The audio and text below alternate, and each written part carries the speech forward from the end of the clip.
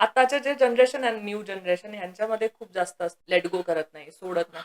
खूप वेळा असं होतं त्यांच्या लहानपणात आपण जाऊन बघितलं ना, एक आहे केस माझ्याकडे, मुलगी आहे, तिच्या लहानपणी ना वडील लहानपणीच वारले, आईने काहीतरी दुसरं लग्न केलं आणि भाऊ होता मोठा, त्याच्यावर पण एवढं काही जास्त चांगलं नातं नाही, कोणी दुसऱ्यांनी आजी आजोबांनी सांभाळलं, 9वी-10वी नंतर हॉस्टेलमध्ये राहिली, ते एकटेपणा आतमध्ये खूप राहिला. अशा ह्याच्यामध्ये तिने एक पार्टनर शोधला, ती कनेक्ट झाली मला आणि इतकी कनेक्टेड आहे त्या मुलाबरोबर. मी तिला म्हणते, अगं हा कार्मिक नातं आहे, हा टेम्पररी आहे. नाही तो पहिले 6 महिने खूप चांगला होता, तो किती काळजी घ्यायचा, माझी आई बनायचा, माझ्यासाठी वडील बनायचा, माझ्यासाठी सगळं करायचा. आता बदललाय, आता मी खूप जास्त प्रेम करते, मी खूप जास्त द्यायचा प्रयत्न करते, पण तो चेंज होत नाहीये. मला दिसते इकडे कुंडलीमध्ये जन्मतारखेनुसार की मॅचच नाहीये तुमचं, हा कार्मिकच आहे, हा लेसन लर्न करवायला, because you are very desperate. जो पहिला माणूस आला त्याला तू धरलंस, पण तू चेक नाही केलं ना. आणि स्टार्टिंगला 6 महिने तर कोणी दाखवणार, आणि हा कार्मिक, प्युअर कार्मिक आहे, मागच्या जन्माचं देणं घेणं आहे.